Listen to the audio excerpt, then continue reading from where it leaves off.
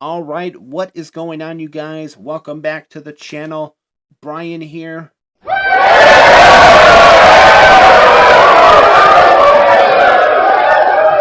And this is my Monday Night Raw recapping everything that went down on the Raw after WrestleMania.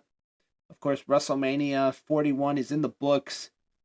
Saturday night and last night had a lot of memorable moments. Some really good matches, some not so good matches, and so what would be the fallout this week? We saw on the Raw after WrestleMania tonight. We heard from the new undisputed WWE champion, the 17-time champion John Cena, who would cut a promo about the fans. He would cut a promo about his match last night against Cody.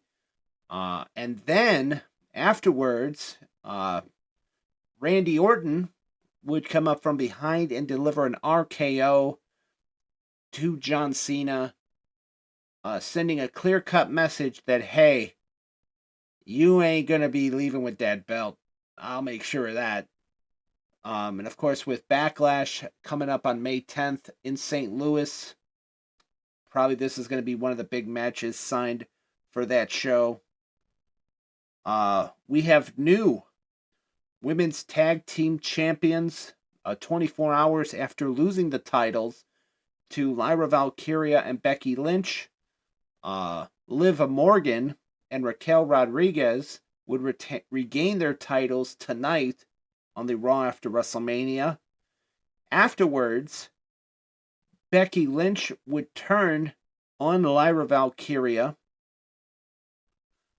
We heard from the new World Tag Team Champions, The New Day, talking about their victory at WrestleMania Saturday against the War Raiders, where they won the championships. They would be interrupted by Maxine, Otis, and Akira Tozawa, Alpha Academy, and the New Day would be challenged to a match for right then and there against Alpha Academy. And before the match could even start, who would make their return to WWE? None other than Rusev. Yeah, that's right, Rusev made his return tonight on the Raw after WrestleMania, attacking Tozawa and Otis, leaving them both laying.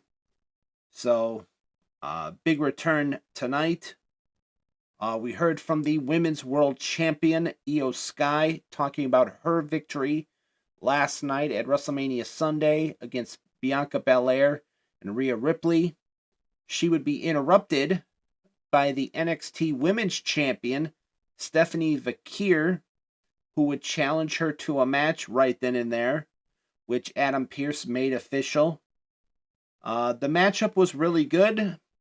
The ending saw Roxanne Perez and Julia from NXT come out and attack both women, which would lead to Rhea Ripley coming out to make the save. And then afterwards, Rhea and Io Sky would have a stare down when Rhea handed the Women's World Championship to Io Sky. Of course, tomorrow night on NXT, it was announced that Roxanne Perez will challenge Stephanie Vakir for the NXT Women's Championship.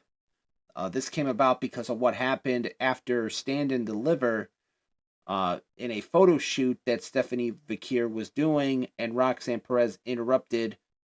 That was pretty much it for that. There was a Jey Uso, a new World Heavyweight Champion, main event Jey Uso, I take that back, segment where Jey was talking about his big victory on WrestleMania Saturday, where he defeated Gunther via submission when he made Gunther tap out to become the new World Heavyweight Champion. Sami Zayn would come out to congratulate Jey, and then Jimmy Uso, Jey's brother, would come out, and they would all celebrate in the ring and then leave together. There was a backstage segment where AJ Styles was being interviewed and he would be interrupted by Karrion Kross. Then when they went to commercial break, when they came back from the break, Gunther was yelling at Michael Cole and Pat McAfee. He would start to go after Michael Cole, but Pat McAfee would try to try to calm things down. Gunther would push McAfee, then would grab Gunther would grab Michael Cole, start to choke him out, and then afterward, Pat McAfee would attack Gunther to try to get him off of Cole. But then when McAfee turned his back, when officials were coming out to break it up, Gunther would attack McAfee from behind, locking him in a choke, choking him out, and then things would finally get brought under control a little bit. Gunther would be escorted to the back, and then McAfee would be walked to the trainer's room. Then during this segment, Michael Cole told Adam Pearce, when Adam Pearce told Michael Cole to take the rest of the night off, Michael Cole told him that he wasn't going to let some bully stop him from doing his job, and he went back to the arena and called the rest of the show. I feel like this is going to set up something where McAfee is going to want Gunther in the ring. So that was pretty much it for that. Dominic Mysterio, the new Intercontinental Champion, who won the title on WrestleMania Sunday last night in a fatal 4-way match, defeating Braun Breaker, Penta, and Finn Balor. He would make his first title defense tonight on Raw against Penta, and with the help of not only Carlito, not only Finn Balor, but the returning JD McDonough, Dominic Mysterio would hit the 619 and then a frog splash on Penta to keep the Intercontinental Championship in the Judgment Day. I feel sometime down the road they're gonna have to do they're gonna do something where Dominic and the rest of the Judgment Day are gonna turn on Finn Balor, and Balor's gonna go after Dominic for that IC title sometime down the road. I don't know when. And then in the final segment of the show, Seth Rollins and Paul Heyman made their way to the ring. Of course, this past Saturday at WrestleMania Saturday, Paul Heyman turned on Roman Reigns and CM Punk in the triple threat main event to help Seth Rollins win that triple threat match, that main event in night one. Seth Rollins would say he's a revolutionary, he's a visionary, he's Seth freaking Rollins, and then CM Punk's music would hit. Punk Punk and Rollins would go at it. Boom, boom, boom. He would take Rollins out for a little bit. Heyman would try to sneak up behind Punk. Punk would try to go after Heyman. Rollins would get Punk. He would hit a stomp on Punk and leave Punk laying. Heyman would then declare that there is a reigning, defending, undisputed number one star in this business, and it was Seth freaking Rollins. And then Roman Reigns' music would hit. Roman would come out.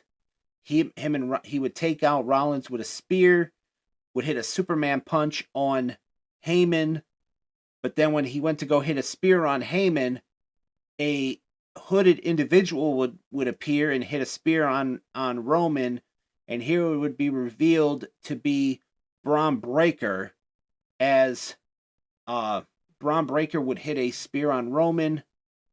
Then he would wind up hitting a spear on Punk, and then he would end up hitting a spear on Roman through the barricade on the outside of the ring, and then Rollins would tell Braun to bring Roman back in the ring, and Rollins would proceed to hit a stomp on Roman Reigns as Heyman, Rollins, and Braun Breaker would be standing tall to end this episode of Raw.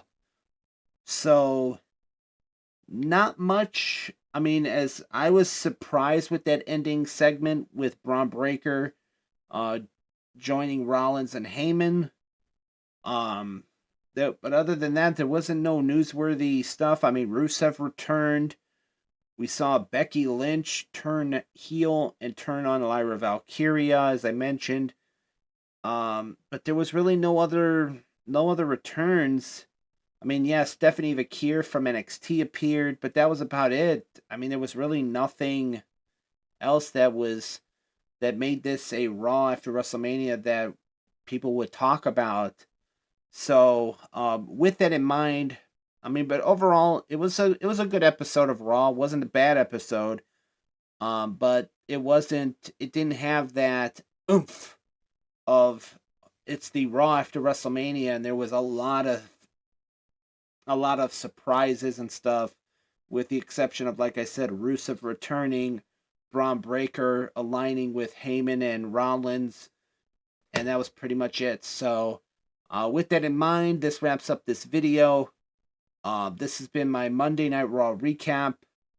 Cannot wait to see what happens in the coming weeks with a lot of these storylines on Raw, specifically with this Seth Rollins, Braun Breaker, Paul Heyman alliance, and obviously they're going to be going after Roman and Punk. So probably will lead to a tag match with those four. So, yeah, that pretty much wraps it up. As always, I am Brian.